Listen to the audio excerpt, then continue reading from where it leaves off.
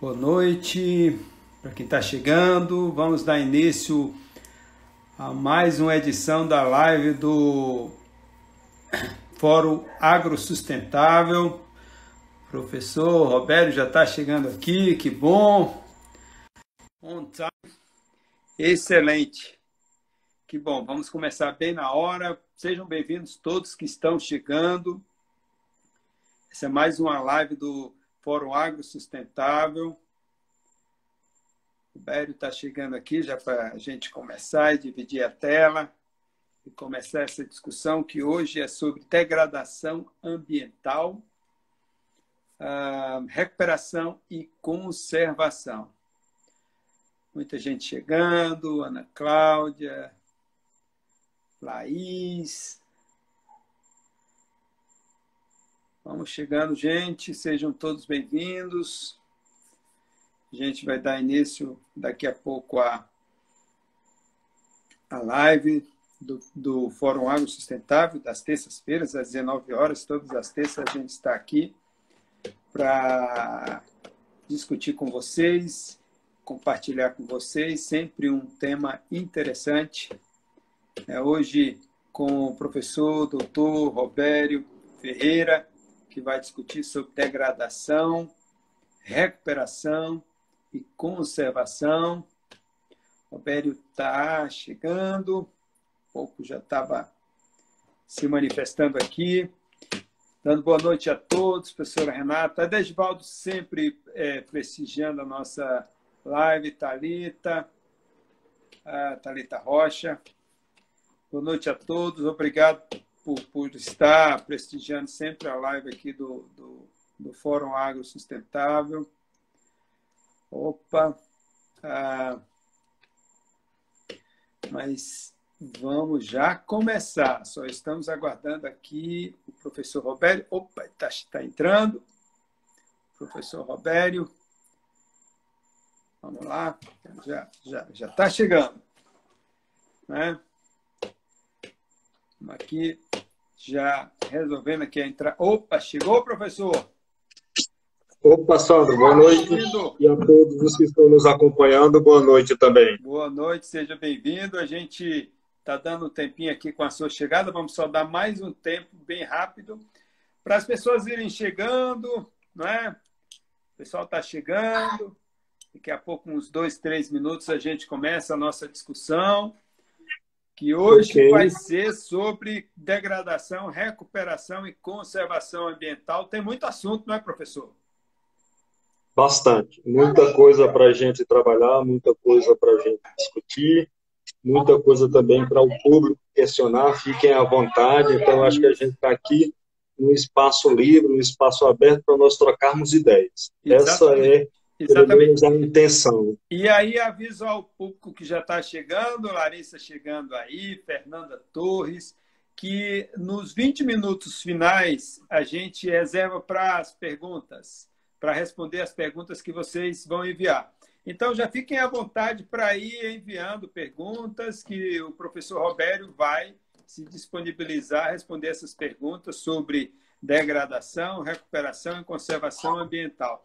É um tema muito importante para o agro. É bom que a gente entenda a importância para o agro, tanto quanto para qualquer outra área focada mais na questão ambiental. Não é, professor? Não adianta um agroecossistema que se dissocia do ecossistema natural, porque senão ele não vai ser sustentável.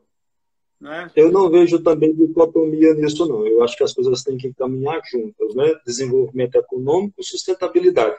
Então, tudo que nós trabalhamos hoje, nós temos que pensar também nas gerações futuras. Então, um ambiente sadio hoje significa dizer que as nossas futuras gerações poderão herdar pelo menos algo que seja mais compatível com qualidade de vida. Né? E então, a gente não pode restringir. Peraí, nós já estamos passando os spoilers aí, dando spoiler para o pessoal da discussão que a gente vai ter lá na frente.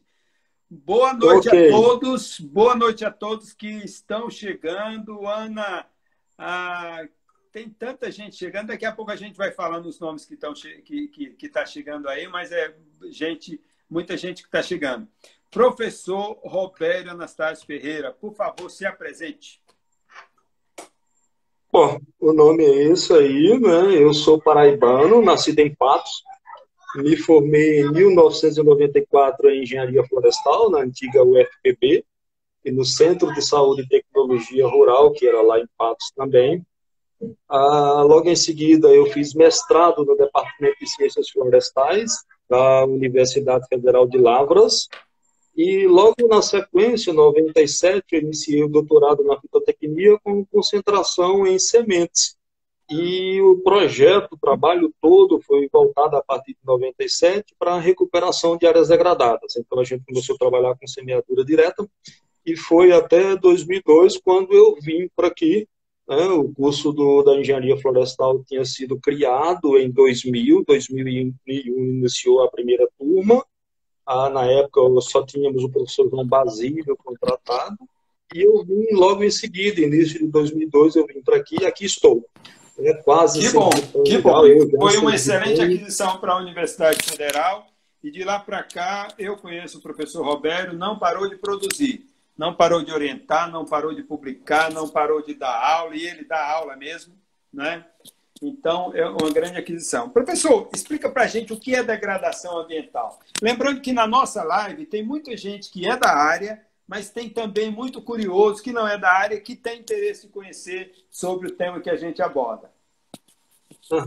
Sandro, degradação no sentido amplo, a gente pode considerar toda e qualquer atividade que interfere no ecossistema. Nós chamamos que interfere na produção primária, ou seja, se afeta qualquer organismo, se afeta qualquer planta, qualquer micro-organismo, qualquer animal, a gente tem início um processo de degradação. E esse processo, de forma geral, com as ações que nós chamamos de antrópicas, são aquelas ações que são realizadas pelo homem, né, nós começamos a promover desequilíbrios nos ecossistemas. Começamos a promover alterações no solo, nós começamos a fazer supressão da vegetação, nós começamos de alguma forma, afugentar ou matar a fauna.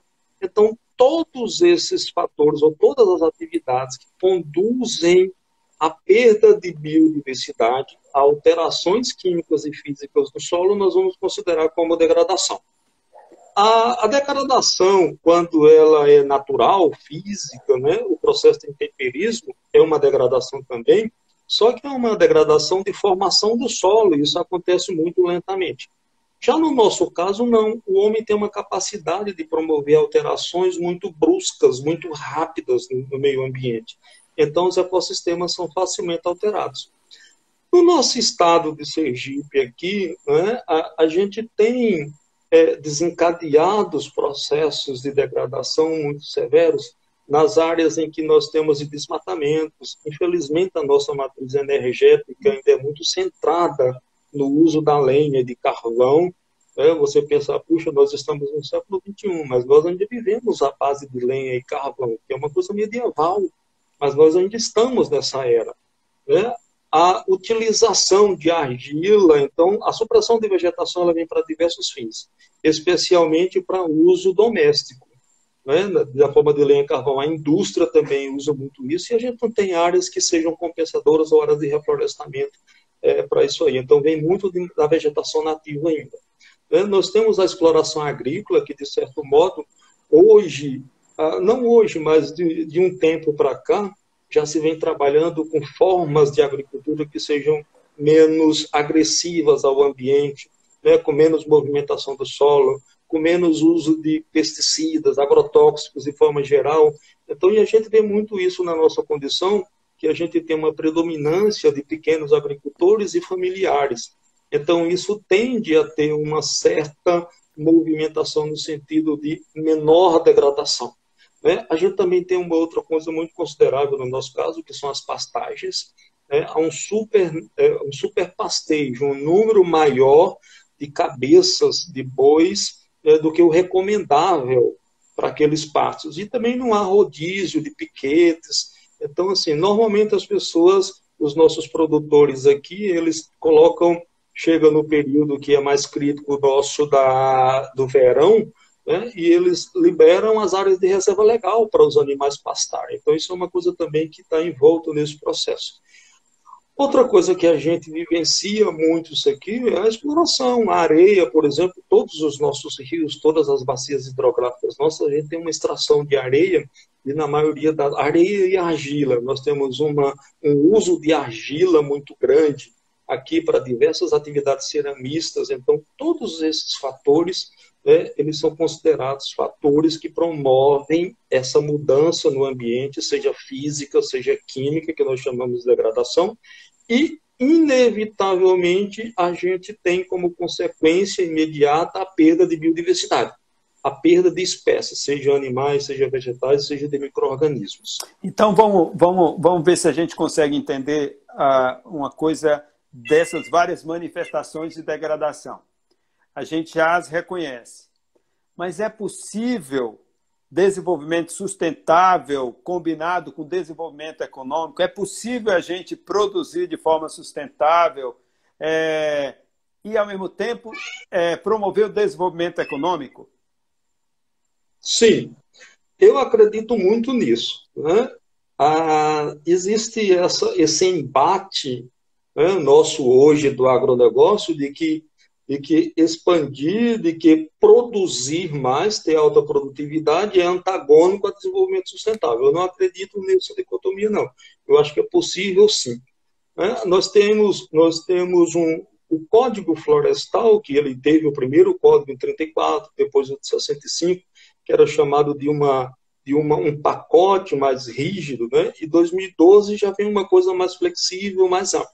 Mas eu acho que o conceito de sustentabilidade ele tem que permear isso aí, independente de ser um grande produtor latifundiário ou ser um pequeno ou médio produtor. A sustentabilidade vem no sentido de que, quando você tem uma propriedade, no próprio zoneamento agroecológico econômico, né, você pode destinar as áreas devidamente à produção e aquelas que vão ser de preservação e conservação. Então, por exemplo, as áreas de preservação permanentes, né, o próprio nome já está dizendo, são de preservação permanente. Então, naquelas propriedades em que você tem os olhos d'água, os cursos d'água, seja pequeno, riacho lá, que tem na propriedade, seja um curso maior, médio ou grande, né, a gente tem que, de alguma forma, manter essa vegetação, essa área ciliar, para que você tenha uma série de processos ali preservados. Então, professor, aproveitando a sua deixa da propriedade, a gente sabe que a margem de um rio é um APP, uma área de preservação permanente. Mas a gente, sim, nessa propriedade, a gente tem outras áreas que devem também ser preservadas até para que o processo de degradação ele não ocorra. Por exemplo, o sim, topo dos morros. Fala um pouquinho, sim, sobre isso, para quem precisa entender que na propriedade agrícola é possível a gente conviver com preservação. Sim. Topos de morros, áreas de encostas que estejam com uma declividade acima de 45 graus. Isso, né? Tem uma razão de ser, não é só porque é paisagisticamente bonito, não. Né? Sim. Né? As áreas de encosta, de forma geral, né? Quando você imagina o topo do morro, aquela parte superior, no Código de 65, era obrigatoriamente, considerava-se isso aí, 1/3 da parte superior era a APP. Área de chapadas também, isso tinha um levante muito grande, mas caiu um pouco por terra, flexibilizou-se essa condição no Código de 2012, né? E tanto é que a gente já vê as pessoas subindo mais. Então, isso é uma coisa que, mesmo que que a legislação ela não existisse por si só, por ser uma área de interceptação de chuva, por ser uma área de proteção contra a erosão, tanto eólica como hídrica, por si só, já seriam fatores mais do que suficientes para os produtores manterem essas áreas ainda preservadas. Isso é uma coisa que é necessário se pensar seriamente nas propriedades, nos assentamentos, porque aí você normalmente tem essas áreas em assentamento, elas são coletivas, ou então estão destinadas a alguns lotes, e você vê, às vezes, os produtores produzindo até lá em cima, no topo, quando na realidade isso acaba não sendo uma coisa boa, porque não tem curva de nível, não tem rasteamento. Então isso acaba você tendo aquela erosão no sentido morro abaixo, e até a forma de plantio também, isso acaba conduzindo a uma aceleração dos processos erosivos. Eu sei que o senhor tem uma experiência vasta em proteção de nascentes. Fala também da importância da proteção de nascentes para o produtor, enquanto o que é conhecido aí como produtor de água. Coisa nessa linha aí. Qual a importância dessa proteção de nascentes para a produção? Muito mais do que a questão ambiental. Vamos pensar no lado do produtor também. Sandro, a gente já tem uma experiência bem significativa. Bacia do Japaratuba, São Francisco não, que a gente trabalha com a parte do leito do rio já no final, próximo da foz, é mais difícil, né? Mas a gente tem uma experiência na Bacia do Japaratuba, tem experiência na Bacia do Rio Coxim, que corresponde ao Sergipe, e a parte centro-sul, que a gente trabalhou com Piauitinga. Então, quando nós pegamos essas áreas todas, e elas devem ser o mesmo modelo para o estado inteiro, a gente observa que as nascentes, nós temos um percentual muito baixo de áreas preservadas, de 10% a 20% é o máximo que a gente encontra de áreas preservadas. O restante a gente classifica como sendo degradada ou como sendo perturbada. Perturbada tem um pouco de vegetação, tem um pouco de diversidade, mas não atinge aquele limite estabelecido pelo Código Florestal. E essa área é fundamental. Então, o que aconteceu com o estado de Minas Gerais, os estados de Minas Gerais, Espírito Santo, Paraná, Santa Catarina? Né? Há 30, 40 anos, começou-se a investir na produção de água, começou-se a encarar a água como um fator que estava se escasseando, né? E voltou-se à condição de que água é um patrimônio que precisa ser preservado na sua propriedade. Então, começou só a se valorizar essa produção de água, passou a valorar-se essa produção de água. Então, hoje, são programas muito consolidados nesses estados, né, e que tem uma adesão muito grande, tem um arranjo institucional muito grande, órgãos de meio ambiente, empresas do setor privado, né, ONGs, a sociedade civil, os comitês de bacias hidrográficas, Ministério Público, tudo é envolvido. E nós temos hoje uma condição muito favorável, que é uma condição também já muito requisitada, que é o pagamento por serviços ambientais a esses produtores. Em Minas Gerais, por exemplo, no Rio das Velhas, no Rio Grande, que já pega até o Espírito Santo, nós já temos experiências em que esses arranjos criados de produtores de água, além de ter uma remuneração já significativa para o produtor, no sentido de que existe uma contrapartida também. É uma via de mão dupla. Existe uma fonte pagadora e existe uma fonte recebedora. Né? E essa estratégia é uma estratégia que ela independe de uma administração municipal de 4 anos ou estadual. É uma ação continuada por tempo aí longo, médio e longo prazo. E a gente já tem o pagamento disso aí, produtores que recebem uma quantia maior. Quanto maior a área destinada à preservação e à produção de água, maior a remuneração deles. E já está inserido também a venda de crédito de carbono. Então, esses arranjos já estão trabalhando com organizações internacionais e esses produtores estão vendendo crédito de carbono. Então, quanto maior a área destinada, maior também o aprisionamento de CO2, né? Isso é medido em toneladas de CO2 por ano, quanto que a vegetação consegue, de alguma forma, aprisionar, e eles estão sendo mais remunerados ainda. Então, parece brincadeira, mas tem produtores que estão fazendo uma renda aí, uma área que ele era destinado. Ou seja, produzir água pode ser um bom negócio também para o proprietário, né? Sim, excelente negócio. Na realidade, produzir água é um excelente a maioria pode negócio. pensar que o grande produtor de água é São Pedro, mas ao proteger uma nascente, você está sendo um produtor de água. Efetivamente, garantindo sustentabilidade dele, né? Pois é, sustentabilidade hídrica, inclusive para todo o sistema hídrico da propriedade, que vai, no período seco, precisar dessa água, né? Para garantir o seu rebanho, até uma irrigação complementar. Hoje nós temos um problema sério, muito grande aqui, Sandra. Tratar-se daquelas nascentes que eram perenes, há 20, 30 anos, é o depoimento, professor, o olho d'água, a nossa nascente, ela nunca secava. E hoje, recentemente, essas nascentes elas estão sendo consideradas já intermitentes. E elas estão migrando do seu ponto principal, da cota mais alta, onde existia no curso d'água, isso chega até quase 2 quilômetros de distância do que nós chamamos a nascente do período chuvoso e a nascente do período seco.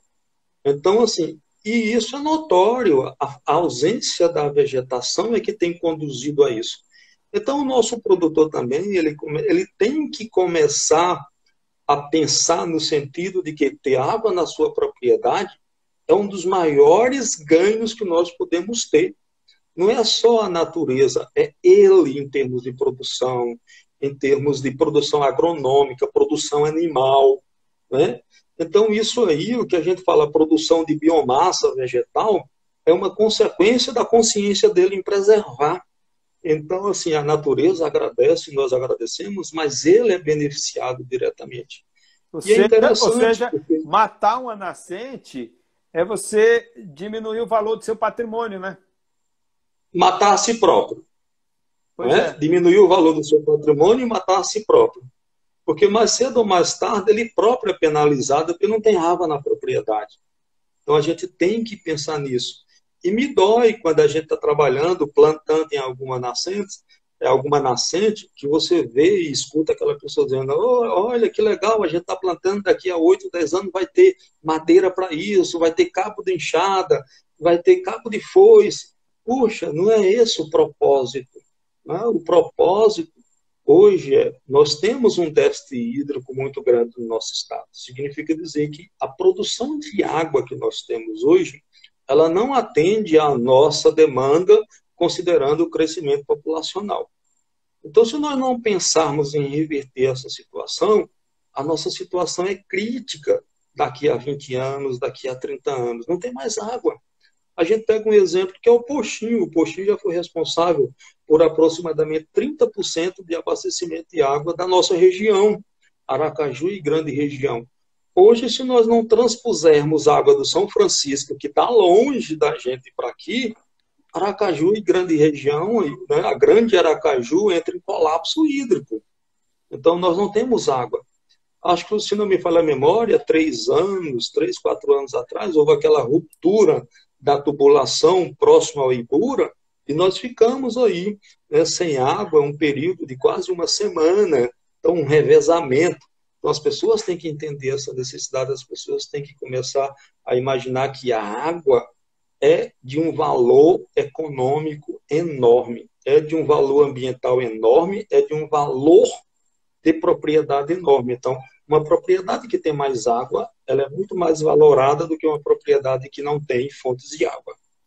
Professor, existe uma certa, eu não diria que confusão, mas uma desinformação entre duas terminologias, recuperação e restauração.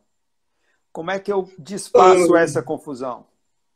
Legal. Bom, isso aí. Bom, se nós pensarmos, né, a recuperação ambiental, os primeiros trabalhos que a gente tem de notícias da recuperação ambiental, eles tratam lá de 1815 até 1875, que foi a primeira experiência de recuperação na floresta da Tijuca.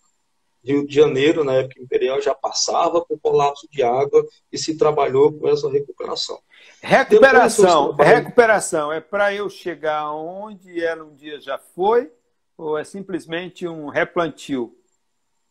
Na realidade, a recuperação trata de você devolver um pouco aquelas funções existentes bioticamente, né, e do meio. A restauração, que tem duas correntes disso aí, uma corrente diz que a gente nunca vai trabalhar a restauração, porque você não consegue restituir toda a biodiversidade que havia anterior ao processo de degradação. Uma outra corrente da ciência diz que restaurar não necessariamente significa repor tudo que existia antes da degradação, mas você trabalhar esse ambiente e torná-lo o mais próximo possível ao ecossistema de origem. Então deixa eu tentar entender junto com a nossa audiência esses dois conceitos. Por exemplo, o Parque da Cidade. A gente sabe que o Parque da Cidade tem situações de degradação. né? Principalmente por Severas. conta de um avanço aí de invasão, enfim, avanço da ocupação imobiliária. Eu consigo recuperar ou restaurar o Parque da Cidade? Os dois. O Parque da Cidade, nós temos diversas situações, né? A área núcleo, que nós trabalhamos em 2013, que é aquela parte da coroa, a parte de cima, ali tem uma quantidade ainda de espécies muito grande, né? Fragmentos, ainda existe ali um potencial de regeneração muito grande. E é simples, apenas impedindo ações antrópicas, você consegue até restaurá-lo.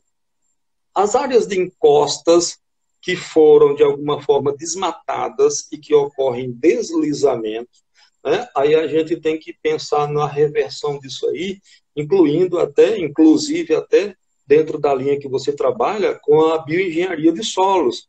Tem que se pensar, por exemplo, em estabilizar as encostas, tem que se pensar em começar a restituir a vegetação, mas se você não estabilizar as áreas de encosta, até você esse não tem como... ponto, eu faria uma recuperação para Isso, recuperação ou isso, estabilização da encosta para uma isso, uma para recuperação e depois quem sabe revegetar. até eu poderia restaurar, né?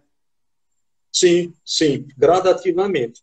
Né? Como nós tratamos ali de uma vegetação que ainda existe um potencial, ainda existe uma diversidade, essas áreas que estão em processo de recuperação, elas podem vir a ser restauradas, sim, porque existe uma troca, né, de propágulos entre elas, uma possibilidade.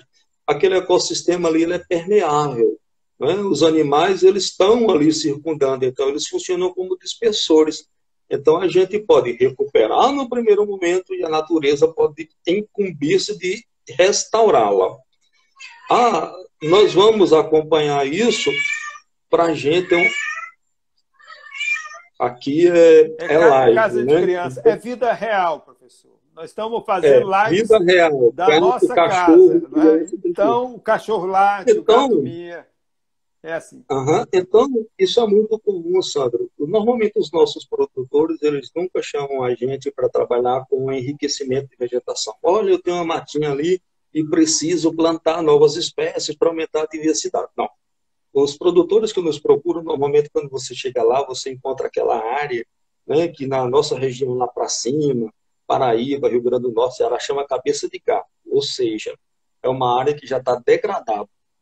E aí você tem que iniciar os processos biológicos naquele ecossistema, devolver a produção primária.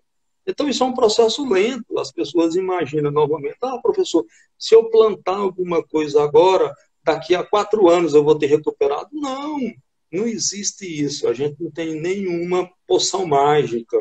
Não existe nenhuma fórmula milagrosa para você fazer isso. É um processo. Você inicia essa recuperação. Isso pode transformar-se futuramente numa área restaurada, sim. Agora, dizer que nós vamos ter uma área igualzinho ao que era antes da degradação, isso eu também concordo com o Christ lá, quando ele introduziu o conceito de que era impossível fazer isso, de que a gente não tinha condição, de fato. Né? As conexões são tão grandes, a diversidade de organismos de espécie é tão grande que a gente não tem como devolver, até porque nós não temos essa matriz. Então, a gente desconhece. O que nos dá informação dessas áreas em processo de recuperação e restauração é justamente aquela vegetação que ainda existe, aqueles fragmentos ainda existentes, né, em que a gente vai tentar entendê-los, estudá-los, ver como é que eles estão formados, o que é que compõe. E uma coisa interessante também que foi introduzido no processo da restauração, que ele é diferente do início da recuperação que a gente tinha. No começo, todo mundo lá nos anos 80, 90 dizia assim, vamos trabalhar com recuperação, um coquetel de leguminosas. A leguminosa é um componente da recuperação, da restauração, mas não é a ênfase maior hoje em dia. Todo mundo fazia capina na área toda, seja química, seja manual, seja mecânica. Então, eliminava-se tudo por espécies espontâneas, porque elas eram tratadas como espécies invasoras, né? Plantas daninhas. Então, na restauração, esse conceito de planta daninha, essa nova condição que nós temos hoje, né, não são a competição. Então, as plantas daninhas, elas são plantas espontâneas das regiões e elas são extremamente úteis no processo de recuperação e restauração. Então, hoje se consegue muito mais se fazer um controle localizado no entorno daquilo que você plantou e ela segue espontaneamente recobrindo o solo. Ou seja, anteriormente a gente tinha problema de erosão ainda, porque você limpava tudo para plantar árvore, o conceito de recuperação e restauração usando só arbóreas, isso caiu por terra. Então a gente tem que pensar a restauração no sentido amplo, todos os hábitos, né? São as poáceas, que são as gramíneas, as arbustivas, subarbustivas, as lianas, trepadeiras, as arbóreas. Então a restauração envolve essa condição. Porque o mais interessante a gente pensar é, de alguma forma, essa nova área, ela buscar não só incrementar a diversidade de vegetação, que é de flora, que a gente chama de flora, mas é interessante também que ela seja atraente para a fauna, que ela devolva a fauna regional, a fauna local, e que a gente possa também, de alguma forma, ter um incremento da biodiversidade de forma geral nessas áreas em processo de recuperação ou já em fase de restauração. Vamos trazer todos esses conceitos excelentes que o senhor tem passado até agora para uma propriedade rural, para um agroecossistema. Imagina só que nesse agroecossistema eu tenho um problema de salinização do solo, eu tenho um problema de erosão. Nesse campo aí eu vou recuperar, certo? Certo, tá. Sim. Mas nessa propriedade, deixa eu só pintar o quadro, porque aí o senhor faz uma avaliação mais sistêmica. Mas eu tenho encostas, eu tenho topos de morro, eu tenho nascentes, eu tenho margens de rio. Margem de rio, do riacho, no córrego. Isso é uma propriedade rural. É muito comum você achar um quadro como esse, mais degradado. Sim. Onde eu trabalho recuperação, sim, onde eu trabalho recuperação com possível restauração. Uhum. Vamos lá. Isso, na realidade, é a situação mais recorrente que nós temos no nosso estado. Uma dificuldade que a gente enfrenta na prática, que é diferente do Sudeste, Sul, do Centro-Oeste e região Norte, é o tamanho da propriedade. As áreas de assentamentos que a gente trabalha têm uma particularidade, que a estrutura fundiária varia em algumas situações de 3 a 10 tarefas, ou seja, 1 a 3 hectares. Como é que uma família faz mágica, sobrevive dessa propriedade? E às vezes que não tem nem aptidão agrícola, né, professor? Às vezes nem tem aptidão agrícola, essa é a verdade. E a gente chega lá, idealista, motivado, porque o cara tem que salvar o mundo. Mas ele não consegue nem a si próprio. Está lá uma área de encosta, está lá uma área de nascente, está lá um curso d'água. Se você aplica única e exclusivamente a legislação, a propriedade dele deixa de existir.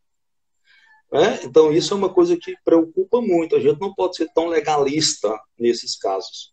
Então, quando eu estava discutindo em algumas áreas com o pessoal do Sudeste, Sul, do Centro-Oeste e do Norte, eles diziam assim, vocês têm que encontrar no São Francisco áreas que nós vamos instaurar ou estabelecer módulos de recuperação de 50 hectares. Isso é inimaginável, algum produtor nos dá 50 hectares, doar para você plantar qualquer que seja a vegetação. Então, eu dizia, fora de cogitação, isso não se aplica ao nosso caso.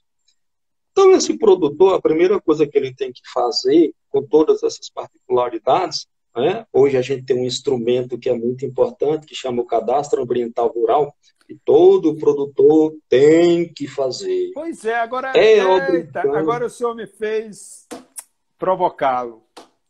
Mas boa parte desse cadastro, professor, é por autodeclaração. Muito do que a gente vê aí parece que nem existe. A tal da área de preservação e tudo que é de lei de proteção florestal, por conta da declaração pessoal e não comprovada, esse CAR não bate muito com a realidade, não, né?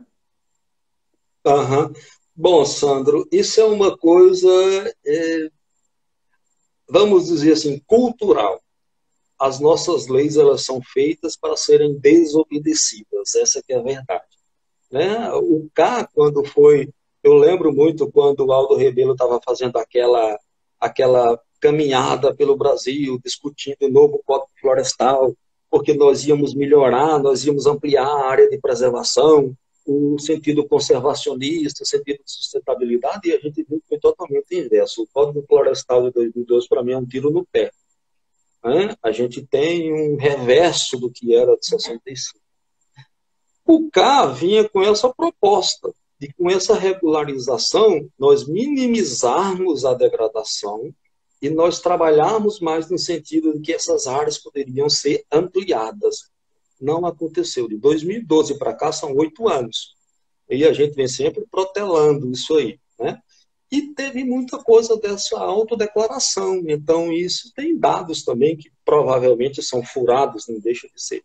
Mas os órgãos ambientais, eles estão fazendo, né, a exigência de que tudo isso seja, de alguma forma, georreferenciado, de que tudo isso seja documentado. Então, o efeito dessa condição hoje, da operação técnica, que de alguma forma está fiscalizando, responsável pela fiscalização disso aí, né, tende a minimizar esse efeito. E outra coisa também é que, inevitavelmente, todo o empreendimento, toda a área agrícola que buscar financiamento, hoje o CA e o PRA, eles são instrumentos necessários aí à propriedade. Eles têm que mostrar esse documento no banco, que ele está regularizado para que possa ter seu financiamento aprovado. Então, imaginando que o CA é real, não é? O que foi declarado de vegetação em área de proteção, em margem de rio, em topo de morro, está lá conforme está documentado. Nós temos um trabalho bastante intenso para realizar aí em termos de recuperação ou preservação, não é isso? Sim. O passivo ambiental nosso é imenso. Imenso, imenso. Né? Então, assim, voltando àquele assunto que você mencionou lá da propriedade que tinha todos aqueles exemplos, né, e aproveitando a brecha do carro, hoje, por exemplo, que era uma coisa discutida e não aceita no Código de 65, os produtores também usam sistemas produtivos dentro das APPs. Tanto em área de nascentes, ela já está consolidada, né, de 89 para cá, 2009 para cá, 89 para cá, então a área é mantida. Então você pode associar já legalmente os sistemas agroflorestais, os sistemas produtivos, né, não permite manejo contínuo dessas áreas, mas é possível, de alguma forma, você iniciar esses processos e usar essas áreas também para produzir. Antes, não poderia de jeito nenhum, mesmo os SAFs no Código 65, isso não era aceito, não era constituído legalmente. Em 2012 já. Na margem do curso d'água, se as áreas já estão consolidadas antes, então elas têm a permissão para continuar. A faixa é mínima hoje em dia. Se nós pegarmos um leito do rio, por exemplo, como São Francisco, a gente está trabalhando nessa área do Baixo São Francisco. Todas aquelas cidades ali, elas foram estabelecidas dentro das APPs. Né? Aquelas regiões de Orlinhas, aquele tudo, está tudo dentro da margem do rio. As nossas lagoas, com as várias barragens construídas ao longo da bacia, as nossas lagoas, elas secaram. Mas elas, originalmente, elas existem ainda. Se o rio tivesse seu curso natural, as lagoas seriam cheias, né?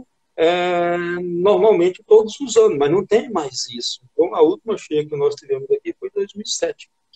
Então, de alguma forma, a produção ela pode ser conciliada com essas áreas todas. Opa! Ô, gente, só um minutinho aí que acho que deu uma cortada aí na conexão do professor Robério, mas ele volta já. É só uma questão de minuto. Eu vou aproveitar que até que o professor Robério retorne para divulgar o evento que nós vamos realizar semana que vem, que é o primeiro simpósio agrosustentável. Primeiro simpósio agrosustentável, é na terça e quarta da semana que vem, dia 16 e 17. Então, lá vem de volta o professor, já já ele chega. Primeiro simpósio agrosustentável, dia 16 e 17, e as inscrições estão abertas no endereço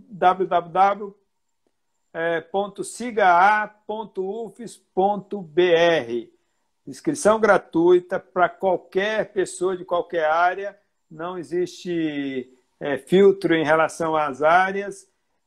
A programação está no site Simpósio Agro Sustentável. Por favor, procurem essa programação.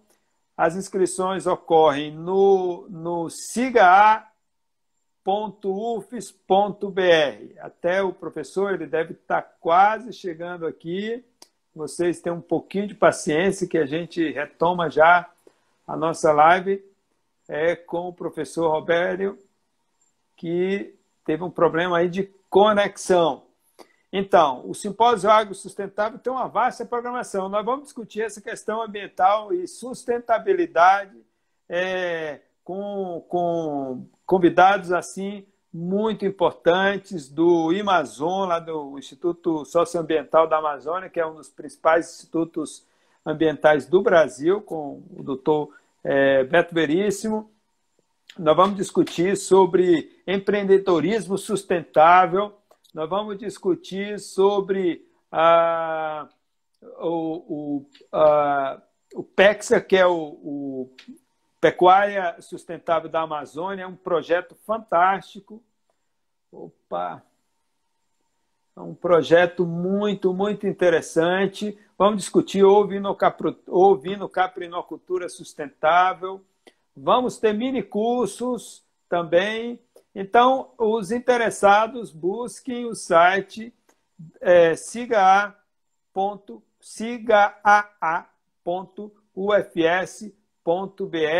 que vocês podem se inscrever. É gratuita a inscrição, não paga. Opa, o professor está chegando. Opa. Inscrição gratuita. Gente, vamos lá. Vamos lá, professor. Aqui. Já. Inscrição gratuita. sigaa.ufs.br.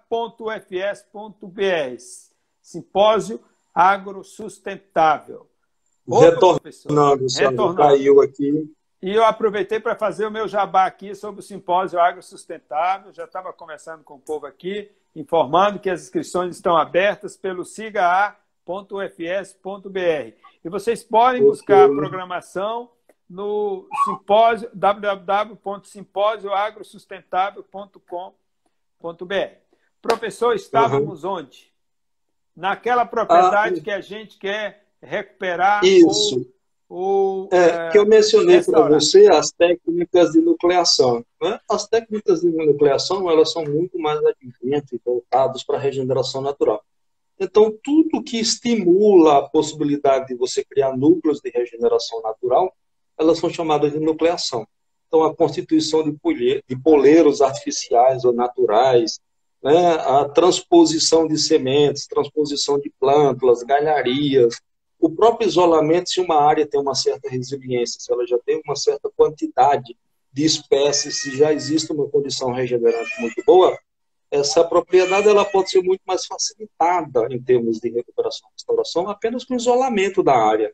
Então, são coisas simples que podem ser feitas na pequena propriedade, que não demandam recursos, grandes recursos, né? E que você tenha uma eficiência em termos desses processos. Facilita muito a vida desses produtores rurais menores, pequenos ou os agricultores familiares. É possível, nós temos tecnologia para isso, que o produtor possa recuperar a sua área degradada, né, que é de fundamental importância, inclusive para tornar a produção sustentável, não é isso? Sim, sim. Então, isso é muito importante. Bom, tem um documento que eu já introduzi há algum tempo na disciplina minha, de recuperação de áreas degradadas. É uma aula simples, pequena, mas eu peço aos meus estudantes para fazerem uma síntese da carta encíclica do Papa Francisco, chama Laudato Si. E lá ele vem tratando da nossa casa comum. Então, tem uma propriedade muito grande, que ele escreve para crentes e não crentes, na realidade, não tem que ser católico, ele escreve para todo o mundo, para todo ser humano, chamando a atenção para que o momento que nós vivemos, o mundo moderno, ele não está dissociado da sustentabilidade ambiental. Uma coisa não tem que ser em detrimento de outra, né? O que me preocupa são os extremismos. Ah, se o agro quer surgir, ter uma insurgência muito grande, pensar só em produção, a parte da sustentabilidade, ela é de alguma forma desmerecida, ou ela de alguma forma é desprezada. Se eu pensar única e exclusivamente ecologicamente, eu vou dispensar a produção. Então, eu acho que o caminho do meio é o caminho melhor a se trilhado. É possível a gente ter um desenvolvimento econômico, sim. É possível nós trabalharmos com tecnologias modernas e de ponta, sim. Mas é possível nós também produzirmos de forma sustentável, inevitavelmente. Preservarmos o solo, conservarmos o solo, né, o uso devido, com movimentação mínima, o plantio direto, aí, o cultivo direto é uma alternativa, a dessalinização das áreas que estão em processo de salinização. É caro você trabalhar com dessalinização, com recuperação de áreas que estão degradadas por salinização, e que isso vem em decorrência da má execução dos projetos de irrigação, em consequência. Né? Você trabalha numa área difícil, que é aquela parte onde existe uma dinâmica muito grande do rio, um embate muito grande do mar com o rio e vice-versa, e você tem um destaludamento ali constante. Então, aquilo é muito mais difícil. Bom, se nós compararmos, normalmente os meus trabalhos estão voltados para as áreas mais estáveis de solos, não tem a mesma movimentação. Então, a minha preocupação em si é é muito diferente, né, daquela dinâmica toda. Mas a gente tem, a ciência tem alternativas, a ciência tem propostas, a academia, a gente tem know-how para isso, tem gente capacitada, né? Mas a sociedade ela precisa entender também que isso não é um papel só nosso, tem que vir de lá para cá também essa vontade, essa necessidade. Ou seja, é fundamental que o produtor entenda que é muito mais fácil produzir de forma sustentável do que recuperar uma área degradada. Mais fácil e menos caro, né? Vamos dizer assim. Menos caro. Menos caro. Professor, Uhum. a conversa aqui rola que a gente nem sente o tempo passar. Nós só temos 13 minutos e eu gostaria de deixar um tempinho para responder algumas perguntas. Professor Queiral pergunta, o tamanho da propriedade afeta a propensão do agricultor a preservar? No nosso estado, sim. No nosso estado, sim. A gente teve uma dificuldade muito grande de trabalhar com o que é chamado de médio produtor e grande produtor. Nós tivemos muito mais acesso aos pequenos produtores, então eles tendem a ser mais sustentáveis do que o médio e o grande no nosso estado. Não deveria ser. Isso é uma preocupação que ela independe do tamanho da propriedade. Mas na nossa condição específica, a gente tem muito mais facilidade de trabalhar com o pequeno produtor e o agricultor familiar, eles são muito mais receptivos e eles são muito mais envolvidos no processo do que o médio e o grande. Ok. Elísio, tem uma colocação aqui que eu acho que cabe um comentário. Pensando que o Estado tem a obrigação de apresentar as diretrizes e até mesmo o modelo de PRA, que é o Programa de Regularização Ambiental dos Imóveis Rurais, que é o próximo passo do CAR. Acho que foi isso, né?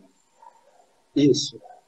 Assim, logo depois que a gente tiver a finalização do CAR, vem o programa de regularização. Então, isso precisa ser feito.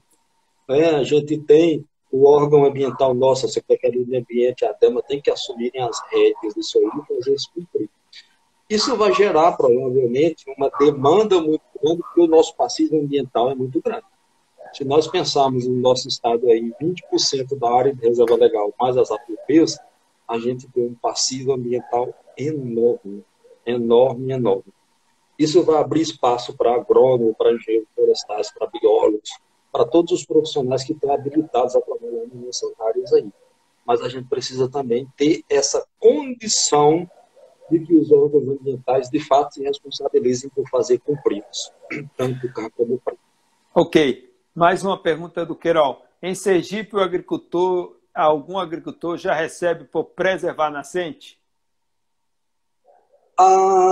Ainda que eu saiba, de fato, não. Existe uma iniciativa da Delson, naquela região ali, Malhador, Santa Rosa de Lima, né, foi feito um trabalho de todo o levantamento das áreas de nascença ali, diagnóstico daquela região toda, e a DESO estava querendo escolher aquela região como o primeiro modelo para se trabalhar com o pagamento por serviço ambiental. Eu não sei se isso saiu da vontade do papel, mas era a primeira iniciativa que a gente tinha nessa região nossa. Antes disso, nós tivemos aquela iniciativa que foi da Alana, promotora pública, lá em Canidé do São Francisco. Mas aquilo lá, a iniciativa foi boa, o envolvimento foi bom, mas esbarrou numa série de entraves, tanto políticos como legais também. Então, isso ainda é uma coisa que precisa ser trabalhada no nosso Estado, precisa ser, de algum modo, bem planejado. Não é? É aquilo que eu falei no início, quando se trabalha com esse pagamento, que seria a condição ideal em algumas situações, isso pressupõe um acordo recíproco entre as fontes pagadoras e... Opa! Tivemos aí só um congelamento rápido, há de ser bem rápido. Ponto, professor, pode continuar. Então, isso precisa... Congelou um pouquinho aí o seu final de resposta. Ok, isso precisa ser amarrado bem entre os arranjos das fontes pagadoras e dos produtores rurais que vão receber tal benefício. Né? Pagamento por serviço ambiental, seja em área de nascente, ou seja em área de leito do rio, na APP de forma geral, não pode e não deve ser entendido como bolsa, né? Como auxílio daquele que é a fundo perdido. A contrapartida é preservar esses ambientes. É um investimento, né? Sim, é investimento. Sem dúvida. Elísio faz um comentário também. Professores Roberto e Sandro, pensando em um estado pequeno, por que a extensão das agrárias da UFES não consegue chegar em todas as cidades? É difícil, né? Eu acho que esse deveria chamar Isso é uma provocação ao Queiroz. Isso é uma provocação ao Queiroz. Não, mas na realidade eu não acho que isso seja uma condição exclusivamente da universidade, não. Na realidade, se a gente partir do pressuposto que nós temos a Endagro, que seria a responsável direta por fazer essa ponte da academia com os agricultores, existe uma lacuna, né? Existe uma falta de interação de Endagro com a universidade que possa linkar isso aí aos produtores. Então, não é uma culpa da universidade nesse aspecto. A universidade em si, o que ela trata é, de alguma forma, levar essas possibilidades que a gente desenvolve em termos de métodos, em termos de técnicas em si, para que esses produtores possam usar. Mas, em si, eu acho que isso também cabe à Endagro como um papel principal, já que a gente tem essa instituição com essa finalidade no nosso Estado. Infelizmente, a extensão do nosso Estado, com o passar dos tempos, ela tem sido bastante desvalorizada e desmobilizada. Isso tem trazido grandes prejuízos para a produção em Sergipe. Domário faz um comentário. Eu acredito que os colegas de profissão deveriam colocar em prática a questão da conservação do solo e da água e não ficar só na teoria. Eu concordo também. Tá, aqui de Fernanda Torres. Nosso tempo está perto de terminar, mas vai um aqui. Os projetos de recuperação apresentam grandes barreiras após a sua instalação. Uma delas é a questão cultural. Qual a maior delas já enfrentada por vocês, professor? Nossa, a maior delas enfrentada é a condição de que a gente vê lá no período seco o pessoal tirando a cerca nas áreas nascentes. Vandalismo. Ou ainda colocando fogo. Né, e colocando fala que é um animal para pastar espontânea. na área de recuperação. Combustão espontânea na nossa região. Ah, não, o fogo veio aí, caiu do céu. Né? Então, assim, por um lado, você pega o entorno dele desmatado, a gente vai lá, cerca as nascentes, no raio de 50 metros, planta. Quando chega no período seco, aquilo vira um oásis. Então, a pressão dos animais é muito grande, porque é tudo verde ali e o entorno todo seco. Aí o produtor vai lá e abre. né, pisoteia, forrageia, herbivoria intensa, e a gente perde muito a regeneração, perde muito o material introduzido, e isso tem custo. Né? Só para vocês terem uma ideia, que está nos assistindo, das áreas que tem uma regeneração já em curso, uma área que a gente tem uma chama de resiliência boa, né, que é o valor mais baixo que a gente paga, né, investe na realidade, fica em torno de R$ 2.000, R$ 2.400 a cada 2 anos, isso aí por hectare. E nas áreas mais extremas que a gente trabalhou, de maior degradação, esse custo ele pula para 9.600. Né? Então, é muito caro trabalhar com a recuperação. Mais barato seria você não degradar, obviamente, a condição ideal, mas assim, sai caro. E uma das dificuldades grandes que a gente tem no nosso estado é que, no caso do pequeno produtor rural, né, ele não tem condição de pagar isso do próprio bolso, porque a renda mensal dele aí é um salário e meio, um salário mínimo, um salário e meio. Como é que ele vai tirar um valor desse para plantar vegetação, para plantar pau, como eles chamam, né? Então, é difícil mesmo. Então, assim, a gente tem uma série de entraves. E ainda tem a cultura do desmatamento. Há uma área que foi plantada e que está em regeneração, é fonte de madeira para as mais diversas necessidades. Então, o pessoal vai lá, tira mesmo a madeira. Então, infelizmente, a gente tem enfrentado muito isso na prática, muito isso nas propriedades rurais. Professor, nós temos 2 minutos para responder 2 perguntas. Como tratar... Pois é, o tempo aqui voa. Como tratar essa questão do solo no meio urbano, uma vez que é fundamental para o controle de enchentes? Tem tudo a ver, tem resposta da área florestal, tem resposta da área de profissional de solo, tem resposta para tudo. E é bom que se entenda que as 2 coisas são absolutamente imbricadas, não separa solo de floresta. Bom, vamos lá. No espaço urbano, se a gente pegar os grandes centros como Curitiba e como Vitória, hoje em dia eles estão tratando de forma inversa. Não pavimentação, eles estão tirando áreas pavimentadas para aumentar a infiltração da água, né, no ambiente urbano. E a gente ainda está numa contramão, a gente está impermeabilizando tudo. Então, a partir dessa própria condição do nosso plano diretor, a escolha das áreas, os locais de ocupação, tem que se levar em consideração esses fatores. Propensão à erosão, declividade, tudo isso aí, ele precisa ser estudado conjuntamente com a vegetação, né, e com essa condição da água também. Então, as inundações hoje no ambiente urbano, elas são as coisas mais comuns em função da falta de planejamento político e administrativo dos nossos gestores. Maravilha. 30 segundos o senhor tem... não tem mais os 30 segundos, porque nós já temos 2 minutos para acabar. Professor, eu quero agradecer muito a sua participação na nossa live de hoje. Foi excelente. Eu acho que deu para esclarecer muitas questões relacionadas à degradação, à recuperação e à conservação. Eu acho que quem assistiu a live pôde fazer uma breve atualização sobre a temática. Agradecer a todos que estiveram aqui conosco hoje na nossa live. Dizer que na próxima terça-feira nós não teremos live por conta da realização do simpósio agrosustentável. E deixo as palavras finais para o senhor, professor. Bom, como palavra final, a gente está numa condição hoje que precisa envolver a sociedade de forma geral nessa sustentabilidade. Todo mundo tem que ser responsável por esse futuro, né, que a gente espera que seja próspero. Hoje a gente tem uma preocupação muito grande, por exemplo, com a vegetação natural, não só em tamanho de fragmentos, mas a condição genética deles também. Do ponto de vista de conservação, né, a questão genética, diversidade é importante para a gente mantê-los. Então não adianta a gente ter um estímulo a pequenos fragmentos, nós precisamos de áreas grandes, de corredores ecológicos que interliguem as coisas, que sejam funcionais. Então a gente precisa pensar nessa conservação, manutenção da diversidade e aumento, nunca redução. Então, quando eu penso em sustentabilidade, eu vejo isso tudo lá na frente. Tá acabando, se nós quisermos ter progresso, a gente precisa pensar nas gerações futuras. Tchau, obrigado